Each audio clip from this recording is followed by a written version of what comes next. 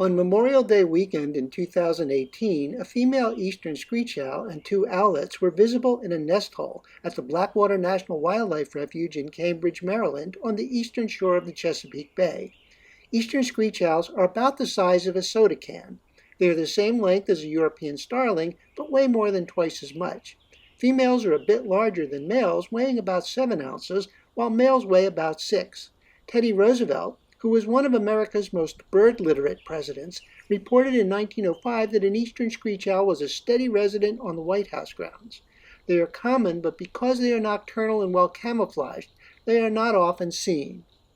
Screech-Owls nest in tree cavities in urban, suburban, and other wooded habitats. They do not excavate the cavities themselves. They typically use holes made by woodpeckers. They don't mind being in areas near people, and sometimes people provide Screech-Owl nest boxes, which are like tree cavities. Screech-Owls can nest in small wooded areas and don't require large expanses of forest. When a nest site is successful, the female will usually reuse it for subsequent nesting. Eastern Screech-Owls are a non-migratory species found east of the Rocky Mountains. They have a rufous and a gray color morph. Only about a third of the population is rufous, like the Blackwater female, and the rufous morph is more likely in the eastern U.S. than in the West. No other North American owl has color morphs that are as pronounced. Two other Screech-Owls occur in the U.S. The Western Screech-Owl is found west of the Rockies, and the Whiskered Screech-Owl can be seen in Arizona. There are 21 species called Screech-Owls, and all are in the New World. The Screech-Owls are in the genus Megascops, which means great minstrel. Screech-Owls used to be in the genus Otis, which is the largest and most widespread genus of owls in the world. Even after the Screech-Owls were split off, the Otis genus still has the greatest number of owl species. This is a Choco Screech-Owl in Panama. Some authorities do not consider it to be a separate species and believe it is part of a species called the vermiculated Screech-Owl. Vermiculated means marked with worm-like lines, which describes their plumage.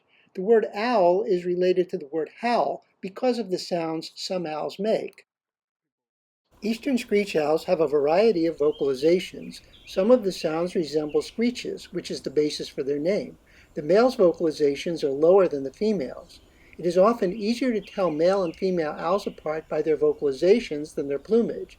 The most common call of the Eastern Screech-Owl is a descending mournful whinny. If you listen closely, you can hear quiet whinnies coming from the nest hole.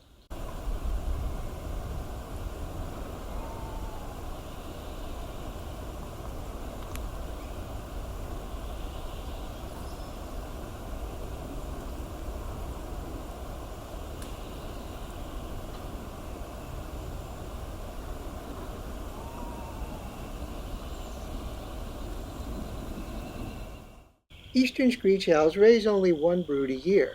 Typically, they lay from 2 to 6 white to slightly cream-colored eggs. Cavity nesters tend to lay eggs with shells that will be easy to see in low light. Eastern Screech-Owls incubate eggs for 30 days, feed nestlings for 30 days, and feed the young outside the nest for 8 to 10 weeks. The Blackwater owlets were still in the nestling phase.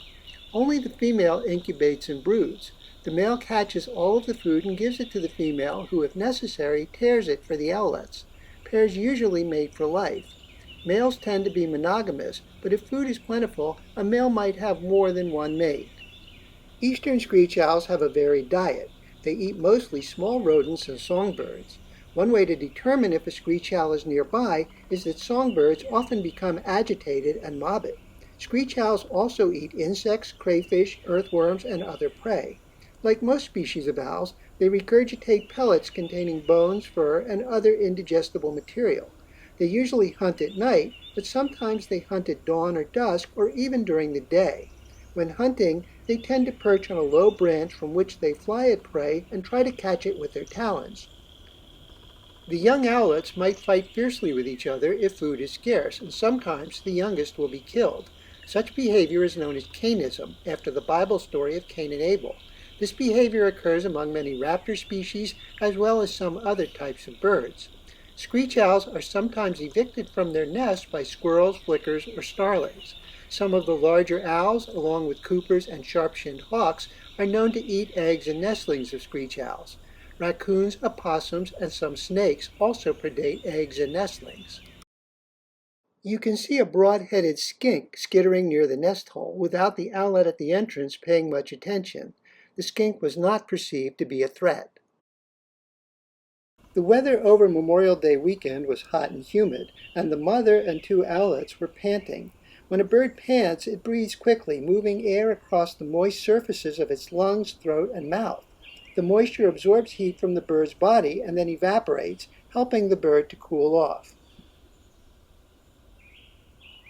The young birds also moved their heads around. The eyes of owls are fixed and cannot move in their sockets. Owls must move their head if they want to look somewhere other than straight ahead. Moving their head back and forth can help them to judge the distance of an object by triangulation.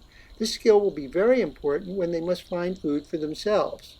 After leaving the protective care of their parents, the mortality of young screech owls is high. The primary causes are being hit by vehicles, being shot, drowning, and being killed by cats or dogs. The Blackwater owlets appeared to be old enough to be able to leave the nest hole soon. If they survive the many perils they will face, they will be able to make nests of their own in future years.